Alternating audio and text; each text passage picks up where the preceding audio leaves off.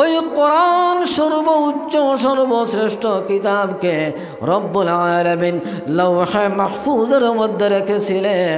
ওই লৌহে মাহফুজের মধ্যে রেখেছিলেন, কোনো নবীকে দেন নাই। ওই পৃথিবীর বুকে অসংখ্য নবী একেবারে ক্রমান্বয়ে অসংখ্য নবী এসে গিয়েছেন, কিন্তু কোনো নবীকে ওই কোরআন প্রদান করেন নাই, ওই কোরআনকে প্রদান করেন নাই। কিন্তু ওই কোরআনকে লৌহে মাহফুজ থেকে সর্বশেষে সর্বশ্রেষ্ঠ নবী আখিরুজ্জামান মুহাম্মদুর রাসূলুল্লাহ সাল্লাল্লাহু আলাইহি ওয়াসাল্লামকে প্রদান করেন। কেন? এর একটি রহস্য হলো যে ওই কোরআন হলো সর্বশ্রেষ্ঠ কিতাব। ওই সর্বশ্রেষ্ঠ কিতাবকে একজন যেন সর্বশ্রেষ্ঠ নবীকে প্রদান করতে হবে। জোরে বলুন সুবহানাল্লাহ। একজন সর্বশ্রেষ্ঠ নবীকে প্রদান করতে হবে। সর্বশ্রেষ্ঠ যেহেতু কোরআন, তাই আমরা আমাদের নবী সর্বশ্রেষ্ঠ নবী বলে ওনাকেই যেন কোরআন প্রদান করেছেন। আমার মেয়েরা, তাও শেষ নয়, ওই কোরআনকে সর্বশ্রেষ্ঠ নবীকে যেহেতু প্রদান করবেন, সেই হেতু যেন একটি সর্বশ্রেষ্ঠ মাসের মধ্যে প্রদান করতে হবে, কিংবা একটি যেন সর্বশ্রেষ্ঠ রাতের মধ্যে প্রদান করতে হবে। জুড়ে বলেন সুবহানাল্লাহ।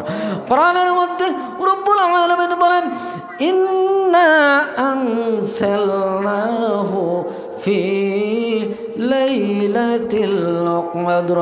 আমি আমার কোরআনকে যেন সর্বশ্রেষ্ঠ একটি রাতের মধ্যে প্রেরণ করলাম, যে রাতটি হলো লাইলাতুল কদর।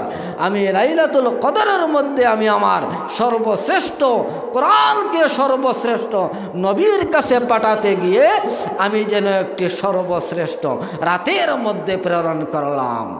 তাও শেষ নয়, রব্বুল আলামিন ওই কোরআনের মধ্যে রব্বুল আলামিন বলেন, শাহরু রমাদানাল্লাযী উনজিলা ফীহিল কুরআন। আমি আমার কোরআনকে সর্বশ্রেষ্ঠ কোরআনকে যেন সর্বশ্রেষ্ঠ নবীকে প্রদান করতে গিয়ে আমি যেমন সর্বশ্রেষ্ঠ রাতের মধ্যে যেমন প্রেরিত করেছি, তাও শেষ নয়, আমি আমার কোরআনকে যেন সর্বশ্রেষ্ঠ মাসের মধ্যে প্রেরণ করে দিলাম, যে মাসটি হলো রমজানুল মুবারক। জুড়ে বলুন সুবহানাল্লাহ। এই কোরআনের শিক্ষা যারা অর্জন করে, এই শিক্ষায় শিক্ষিত হয়ে মাওলানা হয়েছে। মাওলানার শব্দের অর্থ হলো অভিভাবক। মাওলানা শব্দের অর্থ কি জানেন? সেটার অর্থ হলো অভিভাবক। কেন ওদেরকে আমরা অভিভাবক কেন সম্বোধন করে থাকি?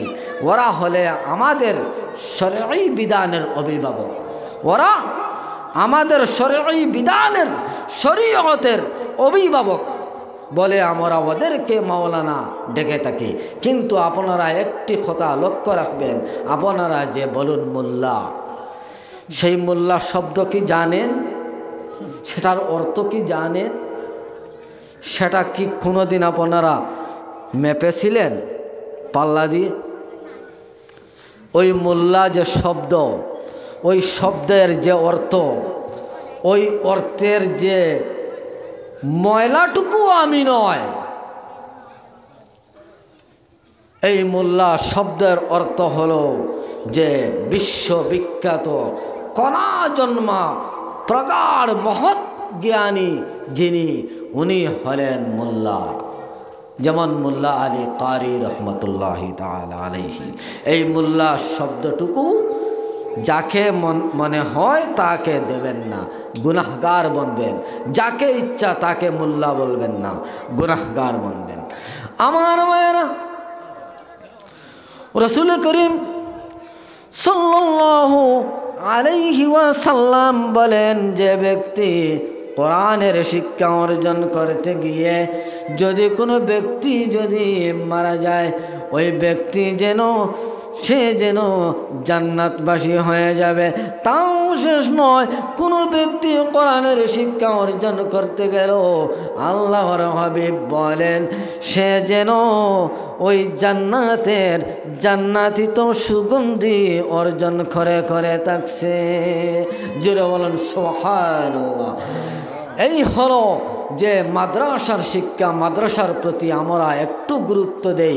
তবে আমার একটি কথা আপনার সম্মুখে, যে আপনারা বলুন যে আপনারা যখন একটি গাছ রোপণ করেন, ওই গাছে একটি ফল, পরিপুষ্ট ফল ধারণ করার জন্য আপনারা গাছের গোড়ায় সার প্রয়োগ করেন না গাছের শাখা প্রশাখায়, গাছের ডালের মধ্যে সার প্রয়োগ করেন? বলুন কোন জায়গায় সার প্রয়োগ করেন?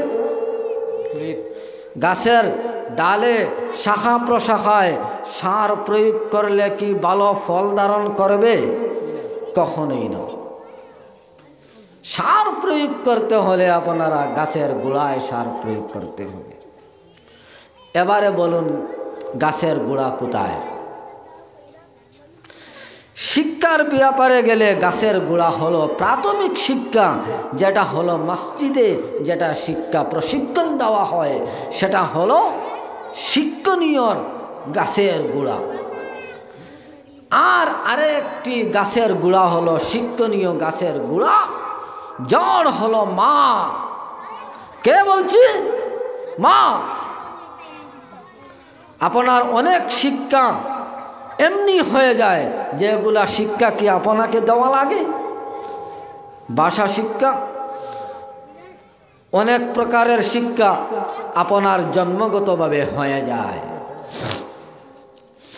আমার মায়েরা, কোনো ব্যক্তির মা যদি পবিত্র হন, মায়ের গর্ভস্থল যদি পবিত্র হয়ে যায়, আর ওই ব্যক্তি যদি মাদ্রাসায় পড়ে কিংবা না পড়ে, আপনারা জেনে নিন ওই ব্যক্তি যেন অতি সহজেই সচ্চরিত্রবান হয়ে যাবে।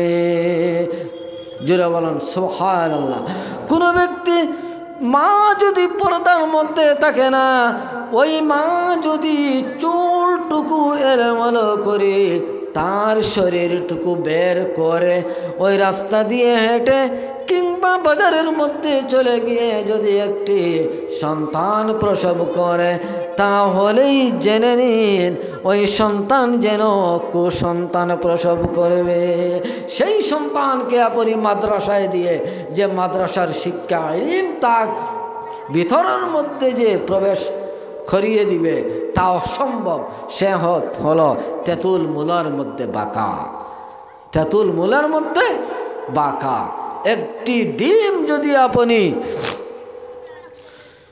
মুরগাওয়ালা ডিম যদি আপনি গর্তনে যদি বের করে বাহিরের মধ্যে নিয়ে যান, তাহলে এই ডিমে কি বাচ্চা ফুটবে না ডিম বুলা হয়ে যাবে?